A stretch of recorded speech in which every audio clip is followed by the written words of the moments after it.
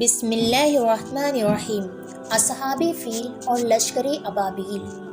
ناظرین، آخری نبی حضرت محمد صلی اللہ علیہ وسلم کی پیدائش سے قبل عرب میں کچھ ایسے واقعات رونما ہوئے جو اس بات کی طرف اشارہ تھیں کہ اس سرزمین پر کچھ غیر معمولی چیز ہونے والی ہے۔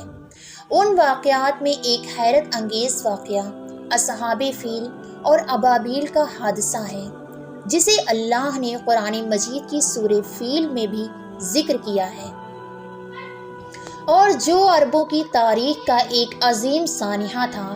حضرت محمد صلی اللہ علیہ وسلم کی ولادت سے قبل عرب کے جنوب میں واقع ملک یمن پر ایک بادشاہ کی حکومت تھی، جس کا نام ابرہہ ابن اشرم تھا۔ ابرہہ نصرانی تھا اور کسی زمانے میں حبشہ کے بادشاہ نجاشی کا کمانڈر رہ چکا تھا۔ اس نے یمن کے بادشاہ ذونواس کو ایک جنگ میں شکست دے کر خود کو نجاشی کا وفادار ثابت کیا۔ اس طرح نجاشی نے ابرہہ کو یمن کے تخت پر بٹھا دیا۔ جب ابرہہ کو معلوم ہوا کہ عرب کے لوگ کعبے کو نہایت ہی مقدس تصور کرتے ہیں اور ہر علاقوں سے لوگ کعبے کی زیارت کے لیے مکہ کا سفر کرتے ہیں، تو اس نے یمن کے دارالخلافہ صنعا میں ایک عظیم اور نہایت ہی خوبصورت گرجا گھر تعمیر کروایا۔ کہتے ہیں کہ اس زمانے میں پوری سرزمین پر اس سے زیادہ خوبصورت اور عالیشان گرجا گھر کہیں نہیں تھا۔ اس نے پورے جزیرے عرب میں اپنے مبلغ کو بھیجا اور لوگوں کو صنعا آ کر اس گرجا گھر کی زیارت کرنے کی دعوت دی۔ دراصل ابرہہ کا مقصد یہ تھا کہ عرب کے لوگ مکہ کے بجائے یمن آئیں اور اس طرح صنعا عرب کا مرکز بن جائے، ساتھ ہی کعبہ کی عظمت کو ختم کر کے اس گرجے کو مقدس بنا دیا جائے، تاکہ زیارت اور عبادت کے ذریعے مال بھی کمایا جا سکے۔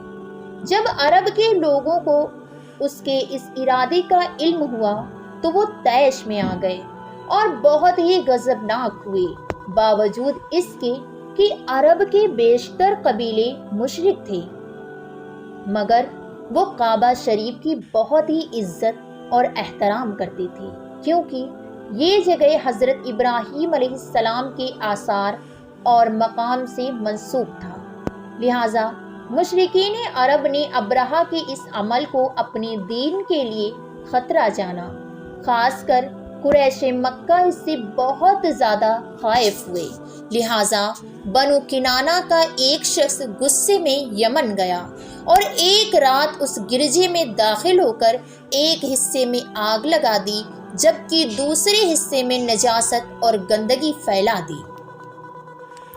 جب ابرہہ کو اس کی خبر ملی تو اس نے اپنا صبر کھو دیا اور مسیح کی قسم اٹھاتے ہوئے کہا کہ وہ اپنی اس عبادت خانے کی توہین کا بدلہ کعبے پر حملہ کر کے لے گا۔ لہٰذا اس نے حبشہ کے بادشاہ نجاشی کی مدد طلب کی اور ہاتھیوں کا ایک عظیم لشکر منگوایا، اور وہ لشکر سمیت یمن سے روانہ ہوا تاکہ کعبے کو ڈھا کر اس کا خاتمہ کر دے۔ ادھر ادھر عرب کے تمام قبیلے ابرہہ کے خلاف اٹھ کھڑے ہوئے اور اسے شکست دینے کے لیے میدان جنگ میں کود پڑے، لیکن ابرہہ کے اس عظیم لشکر کے آگے عرب کا ہر قبیلہ شکست کھاتا چلا گیا۔ بنو سلیم، بنو غطفان، بنو اسد اور بنو ثقیف جیسے بہادر قبیلے نے بھی ابرہہ کے آگے ہتھیار ڈال دیے۔ جب ابرہہ کا لشکر طائف کے قریب پہنچا تو اس نے ایک دستہ مکہ روانہ کیا۔ جب وہ دستہ مکہ کے قریب پہنچا تو اونٹ دیکھے، لہٰذا انہیں غنیمت سمجھ کر اپنے قبضے میں لے لیا۔ یہ اونٹ قریش مکہ کے سردار جناب عبد المطلب کے تھے، جو حضرت محمد صلی اللہ علیہ وسلم کے دادا تھے۔ ان اونٹوں کی تعداد 200 یا 400 تھی۔ جب یہ خبر عبد المطلب کو ملی تو آپ مکہ سے باہر آئے اور جہاں ابرہہ کا لشکر ٹھہرا تھا وہاں جا کر ابرہہ سے ملاقات کی درخواست کی۔ جب ابرہہ کو معلوم ہوا کہ قریش کا سردار اس سے ملاقات کرنے کے لیے آیا ہے تو اس نے آپ کو اپنے خیمے میں بلایا، اور جب حضرت مطلب کو دیکھا کہ ایک بلند قامت، روبدار اور نہایتی حسین و جمیل آدمی ہے تو ابرہہ آپ کو دیکھ کر مرغوب ہوا اور بے اختیار تخت شاہی سے اتر کر آپ کی تعظیم و تکریم کے لیے کھڑا ہو گیا اور اپنے برابر بٹھا کر دریافت کیا کہ آپ کی تشریف آوری کا کیا مقصد ہے؟ حضرت عبد المطلب نے جواب دیا کہ ہمارے اونٹ اور بکریاں وغیرہ جو آپ کے لشکر کے سپاہی ہانک لائے ہیں ان سب کو، مویشیوں کو ہمارے سپرد کر دیجیے۔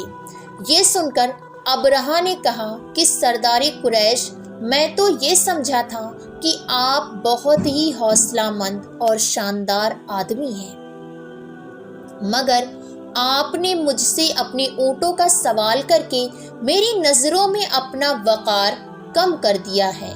اونٹ اور بکری کی حقیقت ہی کیا ہے؟ میں تو آپ کے کعبے کو توڑ پھوڑ کر برباد کرنے کے لیے آیا ہوں، آپ نے اس کے بارے میں کوئی گفتگو نہیں کی۔ حضرت عبد المطلب نے کہا کہ مجھے تو اپنے اونٹوں سے مطلب ہے، کعبہ میرا گھر نہیں بلکہ وہ خدا کا گھر ہے، وہ خود اپنے گھر کو بچا لے گا، مجھے کعبے کی ذرا بھی فکر نہیں ہے۔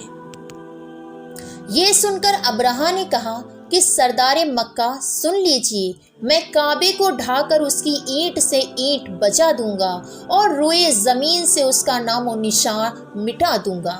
اس کے بعد ابرہہ نے تمام جانوروں کو واپس دینے کا حکم دیا اور عبد المطلب تمام اونٹ اور بکریوں کو لے کر مکہ واپس آ گئے۔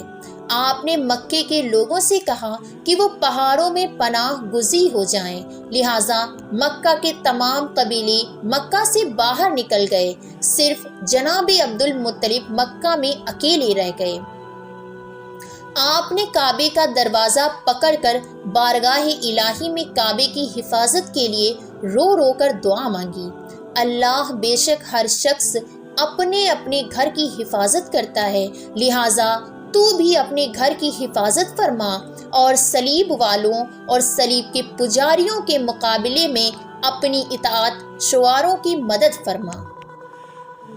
ابرہہ جب صبح کو کعبہ ڈھانے کے لیے اپنے لشکر جرار کے ساتھ ہاتھیوں کی قطار کے ساتھ آگے بڑھا اور مقام مغمس میں پہنچا تو خود اس کا ہاتھی، جس کا نام محمود تھا، ایک دم بیٹھ گیا اور اپنے ہاتھی پر جتنا دباؤ ڈالتا وہ آگے نہ بڑھتا تھا، لیکن جب اس کا رخ یمن کی طرف کرتا تو فوراً چل پڑتا۔ ابرہہ اس واقعے سے سخت متعجب ہوا۔ اچانک سمندر کی طرف سے گول کے گول اور جھنڈ کے جھنڈ پرندوں کے آ پہنچے۔ ابابیل کے اس لشکر کے ہر پرندوں کے چونچ پر اور پنجوں میں کنکری تھی۔ انہوں نے زور کی سنگواری کی کہ ابرہہ کی فوج بدحواس ہو کر بھاگنے لگی، مگر کنکریاں چھوٹی چھوٹی تھی۔ وہ کنکری قہر الہی کے پتھر تھے کہ پرندے جب ان کنکری کو گراتے تو وہ سنگ ریزے ہاتھی کے بدن میں چھیدتے ہوئے زمین پر گرتے تھے۔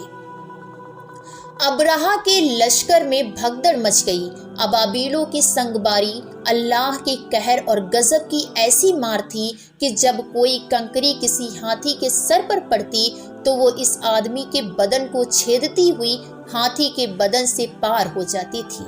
ابرہہ کی فوج کا ایک آدمی بھی زندہ نہیں بچا اور سب کے سب ابرہہ اور اس کے ہاتھیوں سمیت اس طرح ہلاک اور برباد ہو گئے کہ ان کے جسموں کی بوٹیاں ٹکڑے ٹکڑے ہو کر زمین پر بکھر گئی۔ اس واقعے کی عظمت مزید بڑھ گئی اور چند مہینے بعد ہی اس سال نبی صلی اللہ علیہ وسلم کی ولادت ہوئی اور یہ سال عام الفیل کا سال کہلایا۔ السلام علیکم ورحمۃ اللہ۔